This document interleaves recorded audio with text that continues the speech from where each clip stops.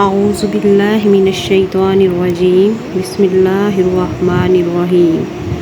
السلام علیکم ناظرین، آپ دیکھ رہے ہیں بانوس اسلامک اسٹوڈیو۔ آج حضرت خدیجہ رضی اللہ تعالیٰ عنہ اور حضور پاک صلی اللہ علیہ وآلہ وسلم کی شادی کا واقعہ بیان کرتے ہیں۔ صحرائے عرب کے رہنے والے قدیم باشندے سادہ مزاج کے لوگ تھے جو قوانین فطرت کے مطابق زندگی بسر کر رہے تھے۔ عام طور پر بھیڑ بکریاں، اونٹ، گھوڑے، خچر اور گدھے پالتے، بھیڑوں کے اون سے موٹا ٹاٹ نما کپڑا بن کر خیمے بنا لیتے۔ یہ خیمے ان کے مکان تھے، جہاں کہیں جانوروں کے لیے چراگاہ ملتی تھی وہیں اپنے خیمے لگا لیتے اور رہنے لگتے۔ جب کسی اور جگہ بہتر چراگاہ کا علم ہوتا، خیمے اکھاڑ کر وہاں چلے جاتے، جانوروں کا گوشت، دودھ اور کھجوروں پر گزارا کرتے۔ قدرتی چراگاہوں کی کمی نے کھیتی باڑی کی طرف مائل کیا۔ محنتی لوگ تھے، کھیتی باڑی سے ضروریات کا سامان کچھ زیادہ میسر آنے لگا تو تجارت کرنے لگے۔ حضرت محمد صلی اللہ علیہ وسلم کے پردادا ہاشم کے زمانے میں تجارت کو خوب ترقی ہوئی۔ تجارت کا طریق یہ تھا کہ قریبی شہروں تک اونٹوں پر مال لاد کر قافلوں کی صورت میں لے جاتے، اپنا مال فروخت کرتے اور ان شہروں سے اپنے علاقے کی ضرورت کا مال خرید لاتے۔ گرمیوں کے موسم میں یہ تجارتی قافلے شام کی طرف اور سردیوں میں یمن کی طرف سفر کرتے۔ ان سفروں کی وجہ سے مکہ کے لوگوں کا رہن سہن کے انداز میں بہت تبدیلی آئی۔ مالی حالات بہتر ہوئے، قریبی علاقوں کی خبریں مکہ میں آنے لگیں اور مکہ کے متعلق واقفیت کا دائرہ پھیلنے لگا۔ شام کے علاقوں میں زیادہ تر عیسائی آباد تھے، جبکہ یمن کی طرف زیادہ تر یہودی رہتے تھے۔ یمن، شام اور مکہ کے علاقوں کے لوگوں کو میل جول بڑھا، آپس میں گفتگو اور تعلقات سے پرانے قصے دہراتے جاتے۔ مکہ والے بتاتے کہ صدیوں سے سنتے آئے ہیں کہ ہمارے علاقے میں ایک عظیم الشان نبی پیدا ہوگا۔ ایسے ہی وعدے عیسائی اور یہودی بھی دہراتے تھے۔ اپنے بزرگوں سے سن کر کچھ نشانیاں انہیں بھی یاد تھیں کہ مدعو کو کیسے پہچاننا ہے۔ ہم نے پڑھا ہے کہ بچپن میں جب ابو طالب کے ساتھ پیارے آقا حضرت مصطفیٰ محمد صلی اللہ علیہ وآلہ وسلم شام کے سفر پر تشریف لے گئے تھے تو آپ صلی اللہ علیہ وسلم کو پہچان لیا گیا تھا کہ آپ صلی اللہ علیہ وسلم ہی وہ دعویدار نبی ہیں جن کی بشارتیں دی گئی ہیں۔ یہ سب خدا تعالیٰ کے خاص انتظام کے تحت ہو رہا تھا تاکہ آپ صلی اللہ علیہ وسلم کی آمد کی نشانیاں لوگوں کے علم میں آئیں اور آپ صلی اللہ علیہ وآلہ وسلم کو پہچان لیں۔ آپ صلی اللہ علیہ وسلم جب تجارتی سفروں پر اپنے چچا کے ساتھ جاتے تھے تو آپ کی نظر دیکھنے والے آپ صلی اللہ علیہ وسلم کی محبت میں گرفتار ہو جاتے۔ آپ صلی اللہ علیہ وسلم نے بچپن سے تجارتی قافلے آتے جاتے دیکھے تھے، اپنے چچا سے تجارت ہی سیکھی تھی، اس لیے جب جوان ہوئے تو تجارت ہی کو بطور پیشہ اختیار فرمایا۔ ابو طالب کی مالی حالت اچھی نہ تھی، عمر رسیدہ ہونے کی وجہ سے زیادہ کام نہیں کر سکتے تھے۔ آپ صلی اللہ علیہ وسلم باقاعدہ تجارتی قافلوں کے ساتھ سامان تجارت لے کر جانے لگے۔ یہ سامان تجارت آپ صلی اللہ علیہ وسلم کے ذاتی نہیں ہوتا تھا، دوسرے امیر لوگوں کا ہوتا تھا۔ آپ صلی اللہ علیہ وسلم اپنی محنت کا معاوضہ مل جاتا۔ شام، یمن اور بحرین کی طرف جانے والے تجارتی قافلوں میں شامل ہو کر آپ صلی اللہ علیہ وآلہ وسلم نے ان علاقوں کے سفر کیے، لوگوں سے میل جول ہوا۔ آپ صلی اللہ علیہ وسلم کی پیاری عادتیں اور حسن معاملہ کا چرچا ہونے لگا۔ آپ صلی اللہ علیہ وآلہ وسلم کی امانت داری اور سچائی لوگوں میں اتنی مشہور ہوئی کہ آپ صلی اللہ علیہ وسلم کو امین و صادق کہا جانے لگا۔ اگر کوئی صرف یہ کہتا امین آ رہے ہیں تو سب کو علم ہو جاتا تھا کہ محمد مراد ہیں، یا صادق آ رہے ہیں سے علم ہوتا تھا کہ محمد صلی اللہ علیہ وسلم مراد ہیں۔ یہی دو خوبیاں رکھنے والا تاجر سب سے کامیاب ہوتا ہے۔ چنانچہ آپ صلی اللہ علیہ وآلہ وسلم بحیثیت کامیاب تاجر جانے پہچانے جانے لگے۔ آپ صلی اللہ علیہ وسلم میں وعدہ پورا کرنے کی خوبی بھی تھی اور لوگ آپ صلی اللہ علیہ وسلم کو اس وصف کے واقعات دہرایا کرتے تھے۔ اس زمانے کے ایک تاجر نے جو بعد میں مسلمان ہوئے گواہی دی۔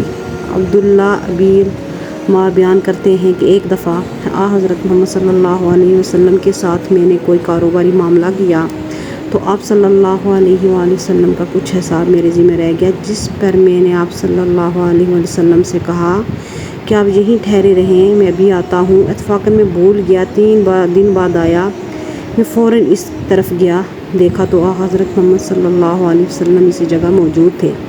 آپ صلی اللہ علیہ وسلم نے مجھے دیکھ کر صرف اتنا فرمایا کہ تم نے مجھے تکلیف دی ہے، میں 3 دن سے تمہارا انتظار کر رہا ہوں۔ اس سے غالباً یہ مراد ہوگی کہ آپ صلی اللہ علیہ وسلم مناسب اوقات میں کئی بار اس جگہ جا کر دیر تک عبداللہ کا انتظار فرماتے ہوئے ہوں گے، تاکہ عبداللہ کو آپ صلی اللہ علیہ وسلم کی تلاش میں کسی قسم کی تکلیف کا سامنا نہ ہو۔ ایک دوسرے واقعے سے بھی یہ اندازہ ہوتا ہے کہ آپ صلی اللہ علیہ وسلم کے حسن اخلاق کی یادیں کتنی گہری تھیں۔ ایک صحابی صاحب رضی اللہ تعالیٰ جب مسلمان ہوئے تو بعض لوگوں نے پیارے آقا کے سامنے ان کی تعریف کی۔ آپ صلی اللہ علیہ وسلم نے فرمایا، میں ان کو تم سے زیادہ جانتا ہوں۔ صاحب رضی اللہ تعالیٰ عنہ نے عرض کیا، میرے ماں باپ آپ پہ قربان ہوں۔ حضرت خدیجہ رضی اللہ تعالیٰ عنہ مکہ کی ایک مالدار خاتون تھی۔ ان کا تعلق مشہور قبیلہ قریش بنو اسد سے تھا۔ کنیت ام ہند تھی۔ والدہ کا نام فاطمہ بنت زاہدہ اور والد کا نام حلید تھا۔ آپ حضرت محمد صلی اللہ علیہ وسلم سے 15 سال بڑی تھیں۔ بہت سمجھدار خاتون تھیں۔ پاکیزگی کی وجہ سے آپ کا لقب طاہرہ سے مشہور ہو گیا۔ آپ رضی اللہ تعالیٰ کی 3 دفعہ شادیاں ہوئیں، مگر تینوں مرتبہ شوہر کی وفات کی وجہ سے بیوہ ہو گئیں۔ اسی زمانے میں عرب میں ایک جنگ حرب الفجار چھڑ گئی، جس میں آپ رضی اللہ تعالیٰ کے والد مارے گئے۔ شوہر اور والد کی وفات کے بعد تجارت کی دیکھ بھال کرنے والا کوئی نہ رہا۔ آپ اپنے عزیزوں کا سامان تجارت دے کر بھیجیں اور اچھا معاوضہ دیتی۔ آپ فطرتاً صحیح اور فیاض تھیں۔ اپنا مال غریبوں، مسکینوں، یتیموں اور بیواؤں میں دل کھول کر تقسیم کر دیتی۔ اللہ تعالیٰ کی خاطر مال دیتی۔ سے تجارت میں خوب منافع ہوتا، حتیٰ کہ آپ مکہ کی مالدار ترین خاتون ہو گئی۔ آپ کی دولت مندی، فیاضی اور پاکیزگی کی شہرت دور دور پھیل گئی۔ امین و صادق محمد صلی اللہ علیہ وسلم اور آپ صلی اللہ علیہ وسلم کے چچا کی خواہش تھی کہ حضرت خدیجہ کا مال آپ صلی اللہ علیہ وسلم شام لے کر جائیں۔ خدیجہ طاہرہ رضی اللہ کو علم ہوا تو فوراً پیغام بھیجا کہ مجھے آپ صلی اللہ علیہ وسلم پر بھروسہ ہے، اگر آپ مال تجارت شام لے جائیں تو میں اوروں کی نسبت آپ صلی اللہ علیہ وسلم کو دوگنا معاوضہ پیش کر دوں گی۔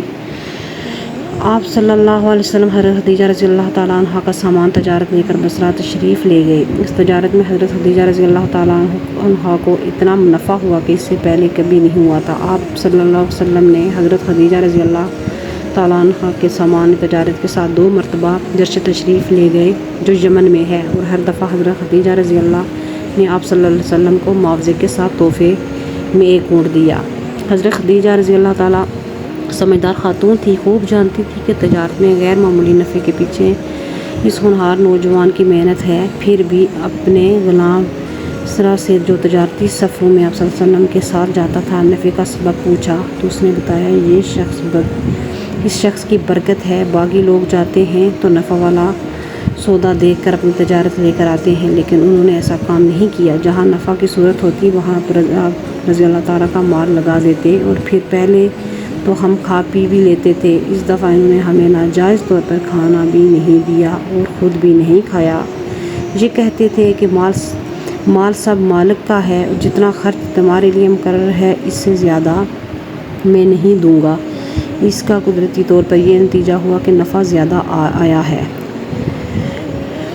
میسرہ نے سفر کے دوران پیش آنے والے بعض غیر معمولی واقعات بھی بیان کیے۔ اس نے بتایا کہ ایک روز آپ ایک درخت کے سائے میں ایک راہب کے سوانوں کے قریب جلوہ افروز تھے۔ اس راہب نے مجھ سے پوچھا، یہ کون شخص ہے جو اس درخت کے نیچے تشریف رکھتے ہیں؟ میں نے کہا، قبیلہ قریش کے ایک شخص ہے اور اہل حرم میں سے ہیں۔ راہب نے کہا، اس درخت کے نیچے پیغمبر کے سوا کوئی نہیں بیٹھتا۔ اس سفر میں میں نے دیکھا کہ جس وقت سخت گرمی ہوتی تھی، 2 فرشتے اپنے پروں سے آپ صلی اللہ علیہ وسلم پر سایہ کرتے تھے۔ حیرت انگیز بات یہ ہے کہ حضرت محمد صلی اللہ علیہ وسلم کی مکہ میں واپسی کے وقت حضرت خدیجہ رضی اللہ تعالیٰ نے بھی مشاہدہ کیا کہ محمد صلی اللہ علیہ وسلم اونٹ پر تشریف لا رہے ہیں، اور 2 فرشتے حضور پاک صلی اللہ علیہ وسلم پر سایہ کیے ہوئے۔ آپ رضی اللہ تعالیٰ نے یہ دوسری عورتوں کو بھی یہ منظر دکھایا، وہ بھی حیران رہ گئی۔ حضرت خدیجہ رضی اللہ نے یہ سب مشاہدات اپنے چچا زاد بھائی سے بیان کیے۔ وہ عیسائی عالم تھے۔ انہوں نے حضرت خدیجہ رضی اللہ سے کہا، اگر یہ باتیں حق ہیں تو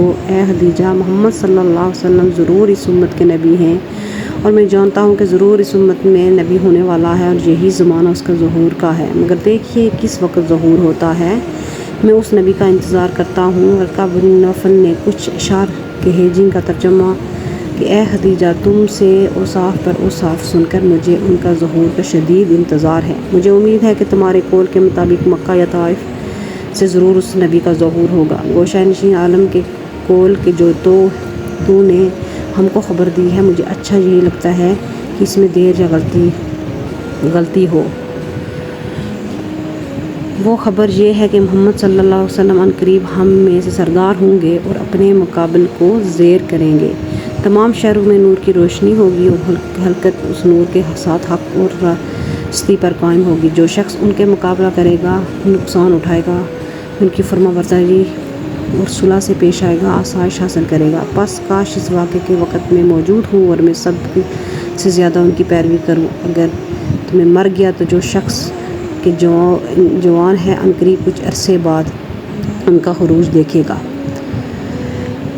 ان غیر معمولی باتوں کا حضرت خدیجہ پر بڑا اثر ہوا اور انہوں نے فیصلہ کیا کہ اس نوجوان سے شادی کر لوں۔ آپ نے اپنی سہیلیوں سے مشورہ کیا، انہوں نے بھی یہی کہا کہ تعریف تو اس کی بہت سنی ہے، آپ شادی کر لیں تو کوئی حرج نہیں۔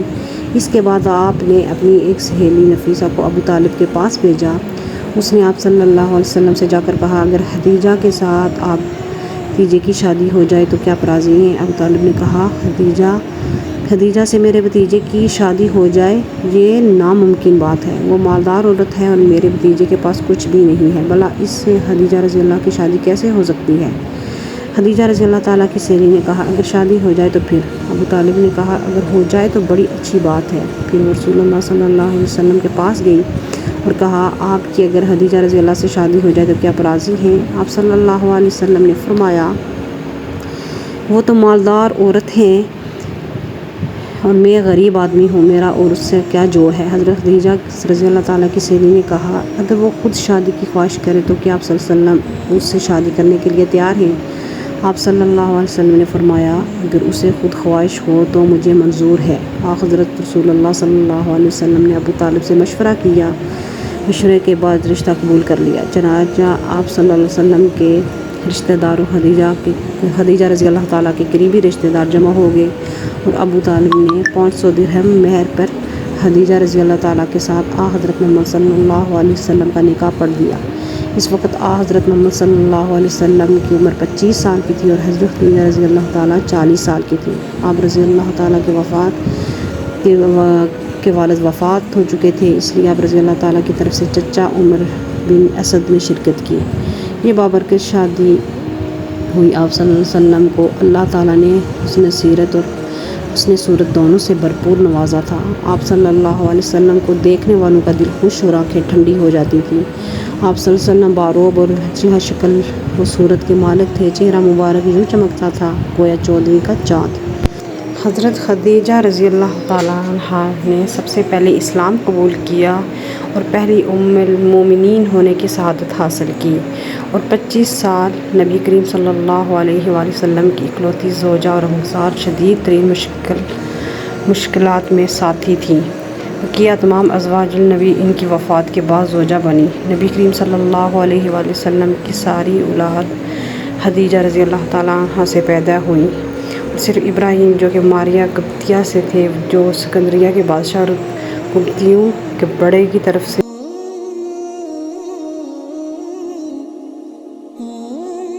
حضرت خدیجہ رضی اللہ تعالیٰ عنہا نے اسلام کی اشاعت میں کے سفروں میں بہت بڑا ان کا حصہ ہے۔ اعلان نبوت سے پہلے جب حضور پاک صلی اللہ علیہ وآلہ وسلم تنہائی میں عبادت و ریاضت کرنے کے لیے غار حرا میں تشریف لے جایا کرتے تھے تو حضرت خدیجہ رضی اللہ تعالیٰ عنہا حضور پاک صلی اللہ علیہ وسلم کے لیے کھانے پینے کا سامان تیار کر کے دیا کرتی تھیں۔ نبی کریم صلی اللہ علیہ وآلہ وسلم غار حرا میں کئی رات قیام فرما رہتے تھے۔ جب کھانے پینے کا سامان ختم ہو جاتا تھا تو آپ تشریف لاتے اور سامان لے کر واپس چلے جاتے تھے۔ بعض روایتوں میں آتا ہے کہ کبھی کبھی خود حضرت خدیجہ رضی اللہ تعالیٰ عنہا بھی خوردونوش کا سامان لے کر غار حرا تشریف لے جاتی اور اپنے شوہر صلی اللہ علیہ وسلم کی خدمت کرتی، حتیٰ کہ اعلان نبوت کے بعد جب نبی کریم صلی اللہ علیہ وسلم نے دین اسلام کی دعوت شروع کی تو کفار مشرکین آپ صلی اللہ علیہ وسلم کے دشمن ہو گئے اور طرح طرح سے آپ صلی اللہ علیہ وسلم کو ستاتے۔ ساری قوم آپ صلی اللہ علیہ وسلم کی دشمن بن گئی اور قریبی عزیز بھی مخالف ہو گئے۔ ایسے زمانے میں نبی کریم صلی اللہ علیہ وآلہ وسلم چچا ابو طالب اور ام المومنین حضرت خدیجہ رضی اللہ تعالیٰ عنہا نے ہر قدم پر آپ کی دلجوئی کی۔